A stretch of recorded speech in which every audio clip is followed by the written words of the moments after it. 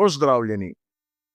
So mogoče pri Scuderii Ferrari tudi v sezoni 2026 zgrešili koncept bolida? Na to in še marsikatero drugo zanimivo vprašanje bomo skušali poiskati odgovor v naslednjih minutah.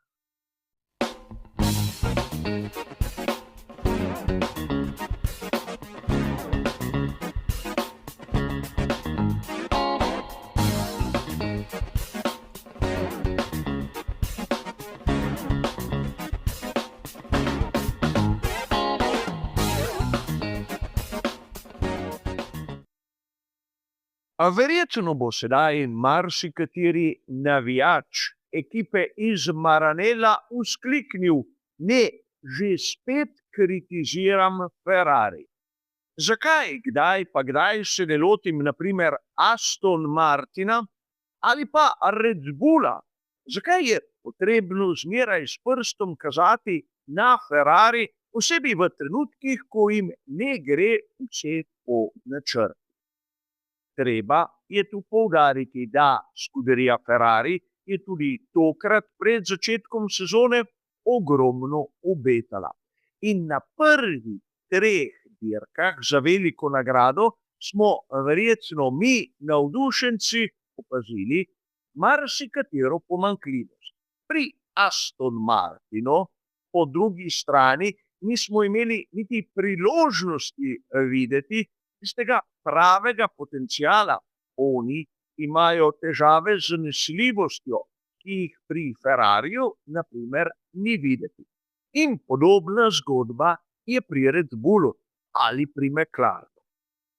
A dejstvo je, da so tudi letos pri Ferrariju veliko obetali in tudi veliko obljubljali.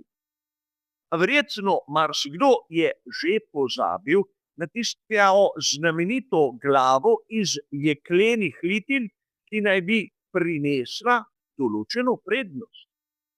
Žal sam, vsaj na prvih 3 dirkah za veliko nagrado, neke prednosti nisem videl. Ampak videli smo vsi, da so pri Ferrariju izbrali turbino z manjšim presekom, ki jim daje neverjetno prednost na samem štartu. Ampak vprašajmo se, ali je to res tako pomembno. Pri tovarniški ekipi Mercedes so bili do tega trenutka najhitrejši na vseh 4 kvalifikacijah, ne smemo pozabiti na sprint, ki je bil del dirkaškega vikenda na Kitajskem, kot tudi na 3 dirkah za veliko nagrado in, kot sem že omenil, tistemu kitajskemu sprintu. Torej, ta prednost, ki jo daje turbina z manjšim presekom, v bistvu na koncu bi lahko dejali, da do tega trenutka ni bila relevantna. In slišali smo marsikatero, skorajda upravičeno pritožbo, še posebej iz ust Charlesa Leclerca. Meni osebno je bila izjemno pomembna tista, ko je dejal, da se on trudi pridobiti neko prednost skozi ovinke, ki jo pa nato takoj izgubi na ravninah. Da ima Ferrari težave na ravninah, smo ugotovili že v predhodnih prispevkih. In to dejstvo so nam potrdili podatki, ki izhajajo iz telemetrije. Težava je verjetno v tem, da so pri Scuderii Ferrari ostali vpeti v neke miselne vzorce, ki so delovali do konca sezone 2025, ko je bilo res potrebno imeti oprijem, ne toliko končne hitrosti. V sezoni 2026 je zgodba drugačna. Potrebno je imeti končno hitrost, oprijem niti toliko ne. In iz tega lahko izhaja neka napaka v konceptu, ki pa je ni moč tako zlahka popraviti. Verjetno pri Ferrariju so razmišljali v približno tej smeri. Vemo, da z ukinitvijo sistema MGUH bodo pogonski sklopi imeli občuten zamik turbine.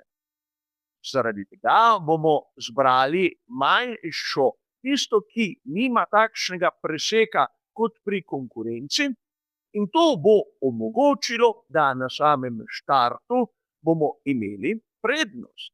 V lanski sezoni bi to pomenilo, da če si v prvih ovinkih tam spredaj, tam tudi ostaneš do konca same dirke. Ampak letos ne. A dvomim, da se tega pri Ferrariju niso zavedali, ampak razmišljali so mogoče v drugi smeri. Namreč, če s turbino, ki ima manjši presek, lahko preskočijo marsikaterega nasprotnika, lahko tisto električno energijo, ki jo prihranijo, uporabijo pri pospeševanju.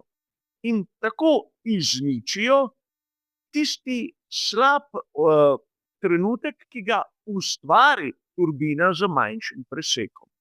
Tu ne smemo pozabiti, da je tudi šasija SF-26 tista, ki generira več zračnega upora.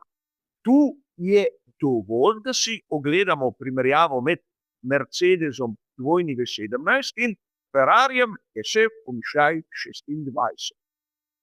Verjamem, da nekaterim je razlika med levo in desno polovico na fotografiji samo v barvi, ampak če malce bolj natančno pogledate, boste ugotovili, da je Ferrarija posebej v tistem območju bočnih struktur malce več. In če je kdo malček bolj pozorno poslušal tisto analizo, ki sem jo pripravil pred začetkom sezone, je verjetno tudi ugotovil, da sem že takrat dejal, kako izgleda Ferrari, kot da gradi na samem oprijemu, ne toliko na zmanjšanem zračnem uporu. In sedaj smo v neki situaciji, ki je težko rešljiva. Razni, malce bolj tehnični viri govorijo o tem, kako pri Ferrariju se trudijo izboljšati SF-26 v bistvu nekako na 360 stopinjah. Tako na mehanskem področju, kot na aerodinamičnem, želijo si tudi izboljšati pogonski sklop, seveda skladno z principom ADUO. Tudi o tem smo že govorili. Ampak že na samem pogonskem sklopu je treba povedati, da morajo pri FIA odkriti, da ima termični del pogonskega sklopa Ferrari zaostanek za Mercedesovim, ki je višji od 2%. Namreč na električno-hibridnem delu je vse točno zakoličeno. In tudi takrat lahko Ferrari vpelje eno spremembo. To ne pomeni, da lahko montira turbino z večjim presekom, ampak da popravi eno malenkost, kar menim, da ne bo dovolj, če so že v začetku zastavili zadeve na, imenujmo jo, napačni smeri. In tu velja poudariti, da se po mojem mnenju ponavlja zgodba, ki smo jo videli davnega leta 2014. Takrat tisti izjemno neskladen Ferrari je tudi gradil svojo imaginarno prednost na nekem konceptu, ki pa v resnici se ni pokazal kot uresničljiv. Imel je seveda prvo generacijo turbohibridnega pogonskega sklopa z izjemno majhnimi hladilnimi površinami, kjer je Nick Tombasis želel z nekim aerodinamičnim trikom narediti razliko. Njegov trik ni deloval in pogonski sklop Ferrarija, ker je imel manjše hladilnike, ni imel možnosti niti razviti določene moči. In seveda zadev tudi takrat med sezono niso bili sposobni odpraviti. Verjetno marsikdo si želi, da bi pri Scuderii Ferrari bili tam na oni srednji stopnički zmagovalnega odra. Ampak, če smo iskreni, na primer pri McLarenu so pokazali, da v trenutku, ko bodo odpravili težave z zanesljivostjo, bi znali biti pravi konkurenti. Pri Red Bullu ne vemo še. Namreč znano je, kako Max Verstappen želi imeti bolide, ki imajo izjemno močan oprijem na prednji osi, kar pa letos morda ne pride toliko do izraza. O Aston Martinu seveda ne bomo izgubljali preveč besed. A dejstvo je naslednje. Pri Ferrariju so težave globlje od tistih, ki se morda zdijo na prvi pogled. Poglejte samo izraz na obrazu Charlesa Leclerca, ko je prišel na zmagovalni oder velike nagrade Japonske. Niti enega nasmeška, niti enega obraznega izraza, ki bi kazal veselje. Če se tu izrazim izjemno blago, se je meni zdel Charles Leclerc prekleto otožen, še posebej zaradi tega, ker je bil na zmagovalnem odru izjemno zahtevne dirke na koledarju svetovnega prvenstva Formule 1. In to, po mojem, zagotovo ni dober znak. Sam se bojim, da so pri Scuderii Ferrari čisto napačno zastavili svoj koncept. In mnogi bi dejali, ali se zadev ne da popraviti. In tu vam bom dal neko osnovno primerjavo. Če zgrešiš smer, se moraš najprej vrniti na izhodišče, da lahko na to greš pravo pot. Ampak vprašanje je, če te bodo oni, ki so pravo pot zadeli v prvem poizkusu, čakali, ali bodo šli naprej. Zgrešen koncept je verjetno največja napaka, ki si jo lahko privošči ekipa Formule 1.